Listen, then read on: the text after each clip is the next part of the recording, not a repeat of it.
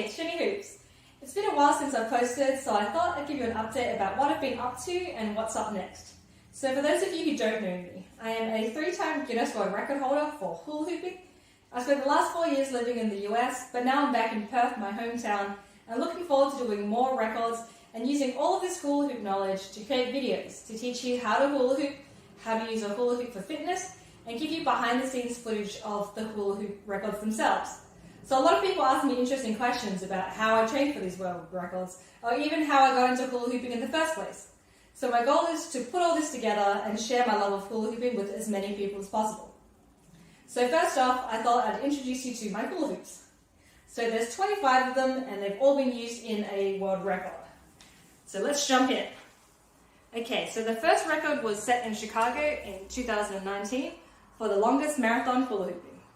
And so the old record was about 75 hours, but I set the new record at 100 hours. And during this time, I was allowed to take breaks. For every hour of activity, I earned a 5-minute rest, which I could save up to use the bathroom or sleep. And for this, I needed a very, very large hula hoop because they're a lot slower, and so you can keep them going with less effort. And so this one's about 1 meter across, or 40 inches. And you'll see that as I start moving it, it's pretty easy for me to walk around or have my hands free, so I can eat, I can drink, I can even use my phone.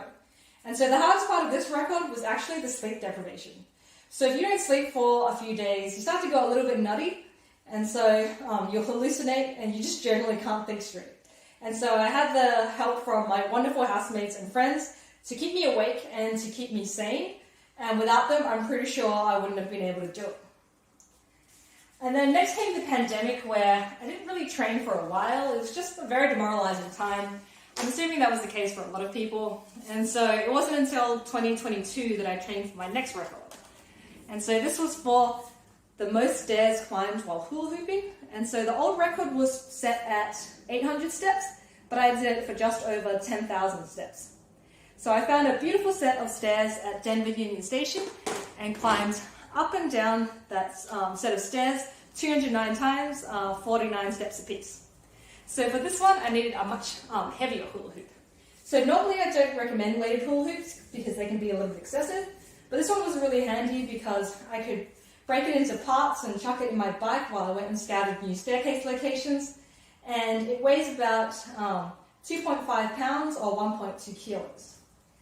And so when I start spinning this one, you'll notice that if I start moving around and running, the hula hoop resists those movements. And so it keeps doing what it's doing, and then I go ahead and I run up and down, stairs for a while.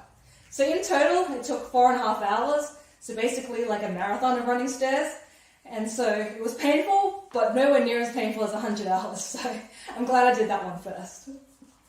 Alrighty, and then last but definitely not least, the record with these 23 hula hoops. So they're all pretty much the same. They're about 34 inches across or 85 centimeters. Only real difference is that they have, cool different rainbow colors.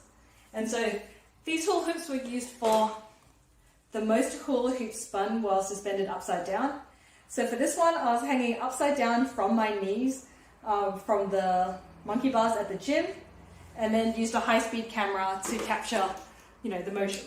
And so I won't do all of them at once just because it gets very, very noisy, but I can show you 10 hula hoops. Ooh, they're heavy. Alrighty, so altogether, 23 hula hoops.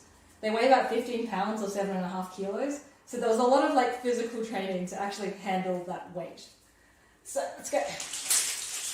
So here you'll see the hula hoop start to split because my waist is a different circumference.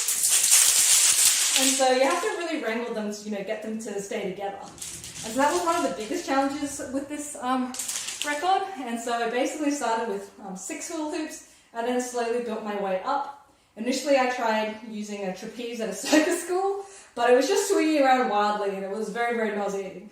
And so this one was probably the record that had the most trial and error. And so it's probably one that I'm not as keen on, but I'm glad that it's finished. And so for now, I've got training for 3 world records I want to complete this year. But they're still in the approval process with Guinness. So I won't spill the beans until I get an official green light.